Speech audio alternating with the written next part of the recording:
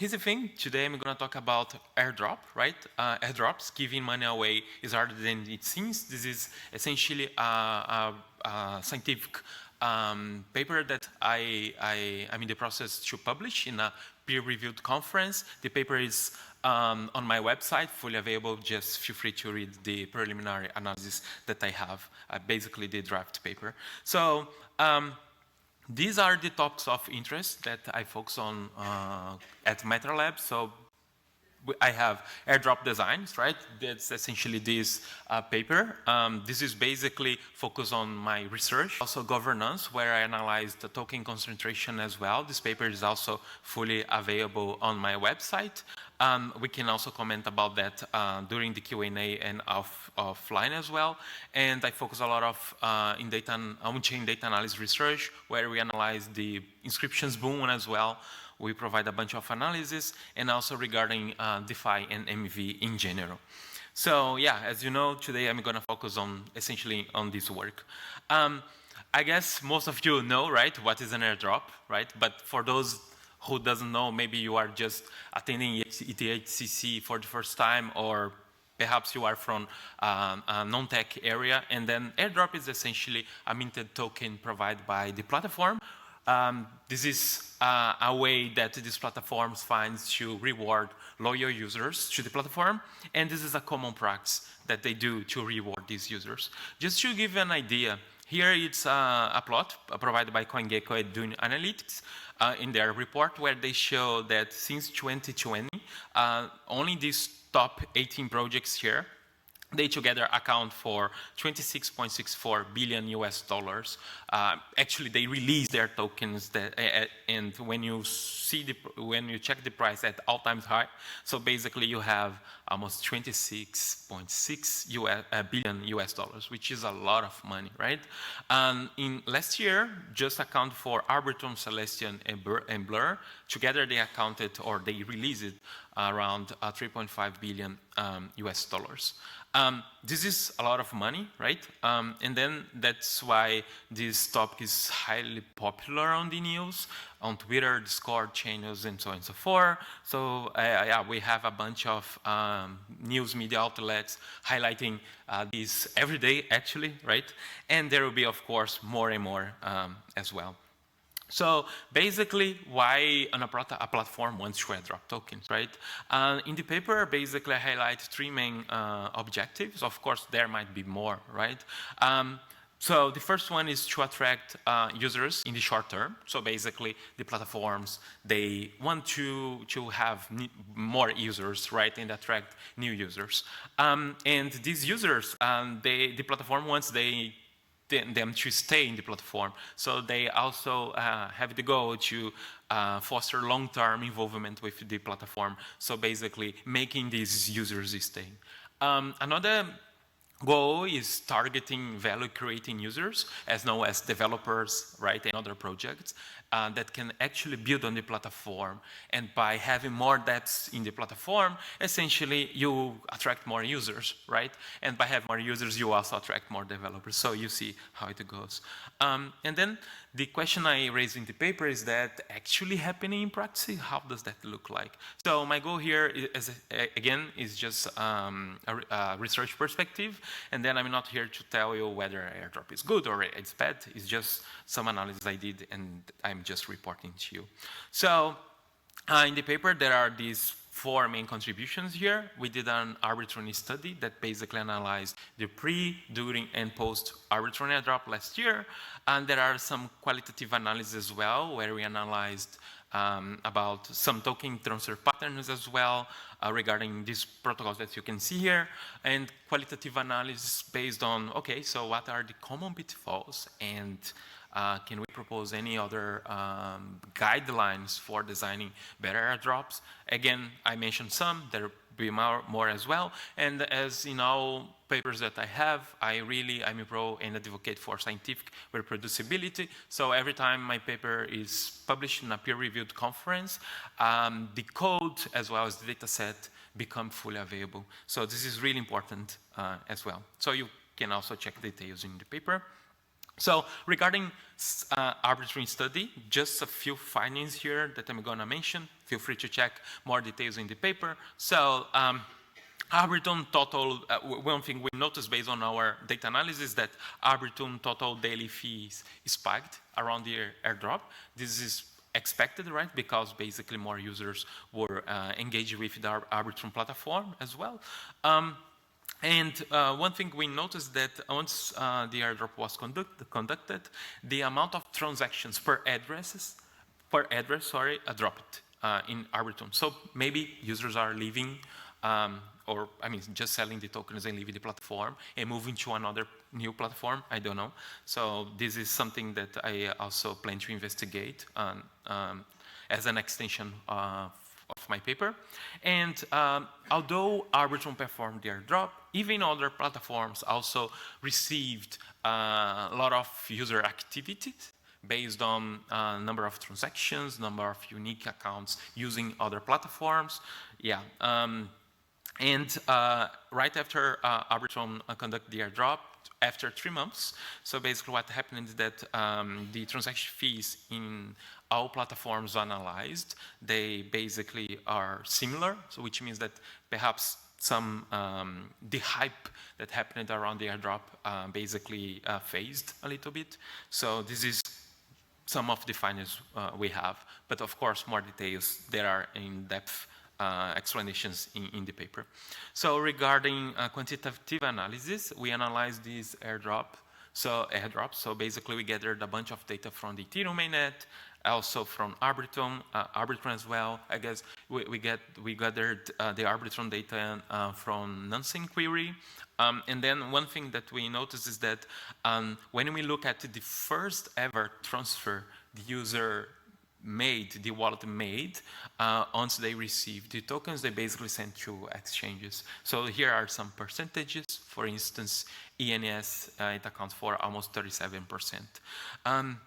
Another thing that we have here is basically the number of hops that it took for the tokens to reach an exchange. It was on median 2 for most of the platforms analyzed. Just one quick note here, Gemstone, basically it was an airdrop, actually a smart contract deployed on ZK Sync last year around July, August. And this is essentially, this was a fake airdrop conducted by someone, and then basically they also deployed a fake DAX to provide liquidity, whatever. And then, yeah, we were able to identify these addresses, of course. And then this is just for type of comparison here. That's why the numbers are pretty strange, right? So I decided to just add to the paper as well. So regarding quantitative analysis, so what are the common pitfalls of airdrop nowadays, right?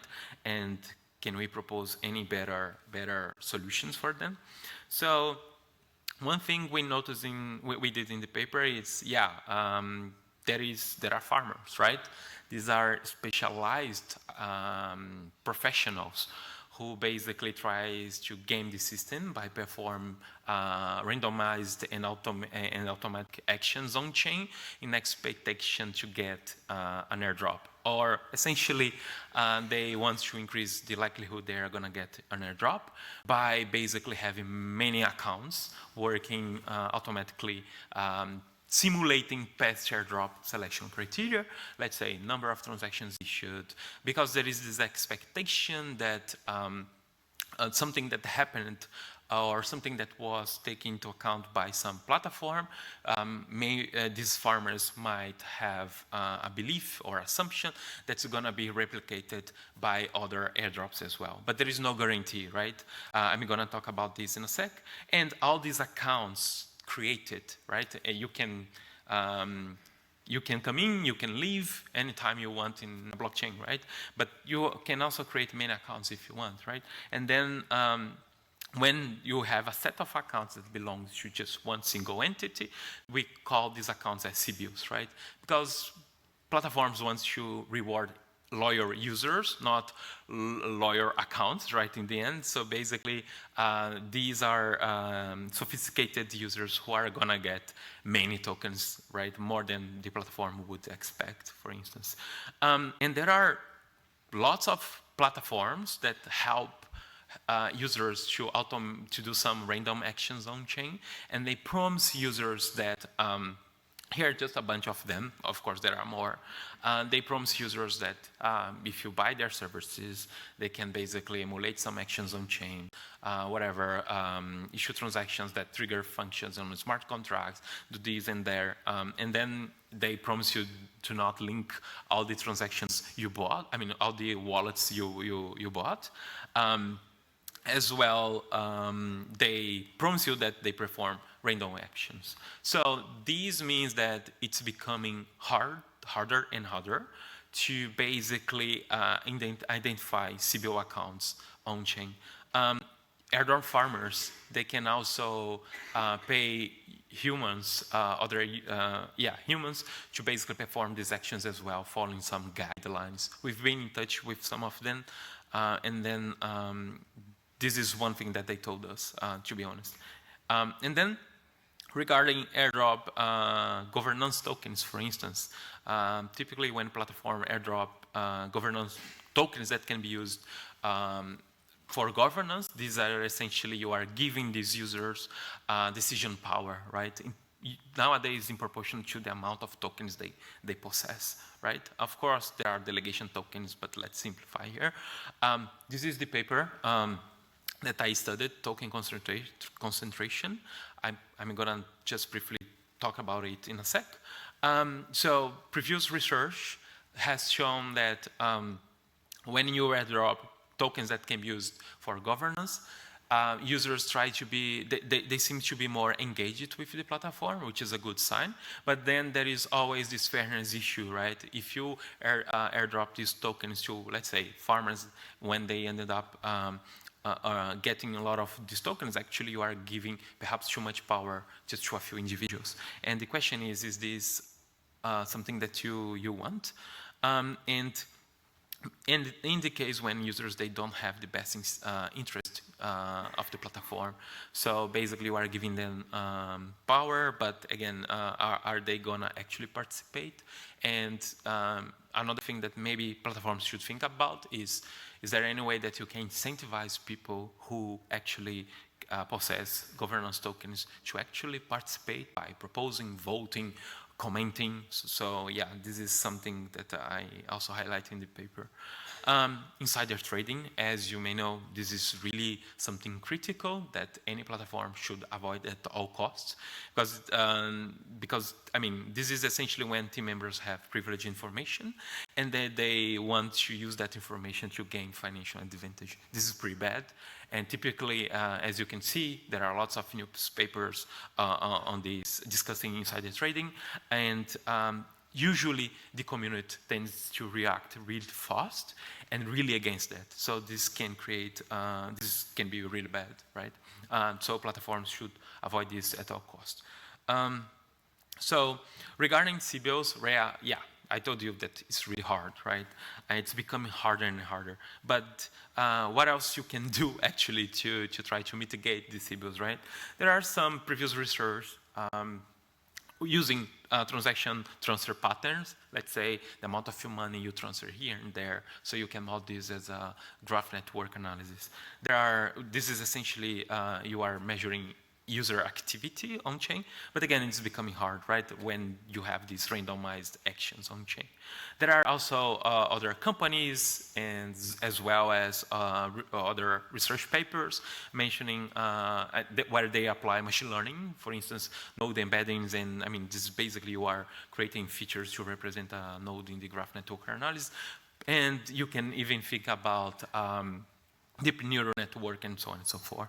But I think that there are some thing that platforms should actually prioritize, which is perhaps using novel criteria. So for instance, in the case of Celestia, right, they use GitHub. It was interesting, but then if you want to launch tokens nowadays and you rely on GitHub activity, maybe it might not be so good to rely just on that, because users, they are playing the game, right? They were basically, they are doing, I mean, making pull requests and so on and so forth, because now they believe that other platforms might use the same. Perhaps reputation point based, but then there is a question here, is like, oh, how we define reputation is based on how users behave on Discord, social media, whatever, or I mean, how actually you account for reputation here, right? This is something that should be really careful thought of.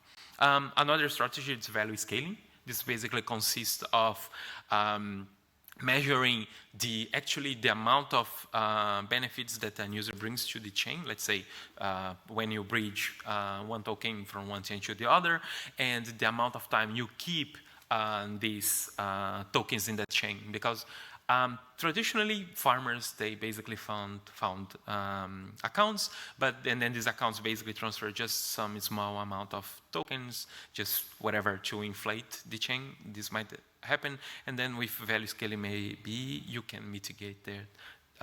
Yeah, of course, there will be, and there are for sure many other novel criteria that anyone can think of.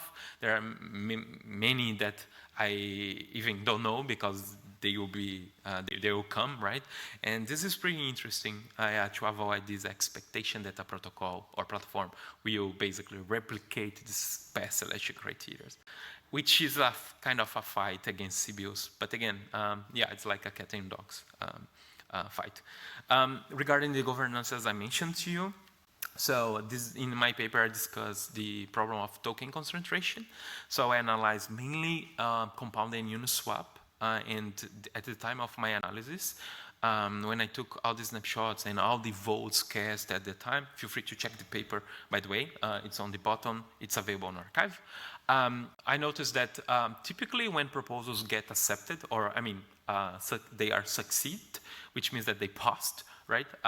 Typically they are highly voted in favor, or they can be really highly voted against as well, which means that typically most of the proposals, they are yes or no. But then you have some proposals that are highly disputed, which I'm currently investigating nowadays.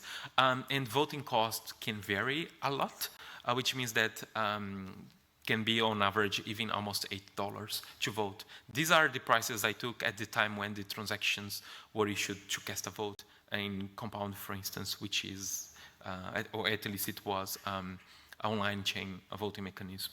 And the most interesting thing here is that only 10 voters in Compound account for almost 57% of the voting power, while in Uniswap it was, at the time of my analysis, around 45%. And then one shocking result is that when I analyze all the past Compound proposals, what happened is that when you look at the past, only 3 voters would be enough to propose, reach the quorum, and pass any proposal. I mean, those are the top 3 voters in each proposal that are analyzed. So if you are a small player, why would you bother voting, right? If it's like expensive, if you are a small player, and in the end of the day, only 3 participants would be enough to whatever, do any decision they want. So these are basically questions that I raise in the paper, right? And I also propose some solutions for that, but yeah, check the details on the paper. But even though you have a fairly distributed tokens, I mean governance tokens, the problem is that what happens when users collude, right? And then because I checked that most of the top voters, they tend to follow the same behavior in terms of how they vote. But again, it's like, this is something interesting to keep analyzing for those who are working on governance protocols. So some design guidelines here. My time is almost running out, but let me just see if I can summarize. So yeah, there are some pitfalls, right? There are no perfect solution in life, but again, perhaps alternative incentives may be better. So for instance, imagine in the case of centralized rollup, right? When you have a centralized sequencer, is there any way that you can airdrop tokens that can be only used in one platform? This is basically one question. Maybe discounts for future interactions, so that users can basically use that tokens on that platform. Or maybe a mode around airdrop, right? Which is also something common. imagine you can learn from past experience and then basically iterate.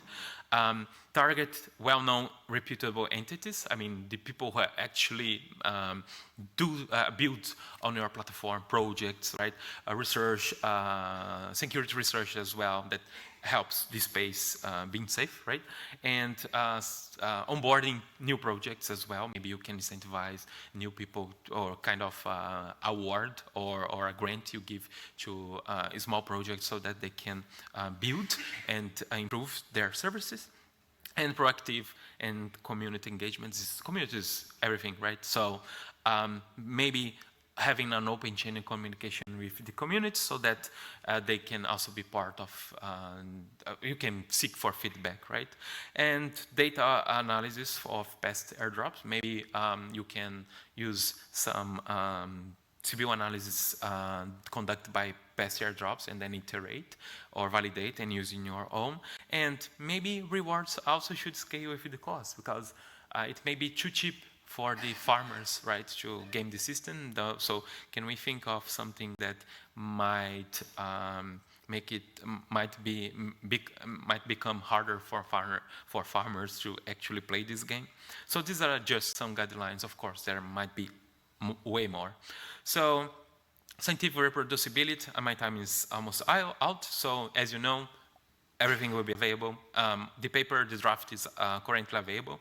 And as you can see, giving money away is not as easy, right? It's harder than it seems. And more detail, of course, check my paper. And thank you so much. And by the way, we are also hiring. Please check our website. Yeah.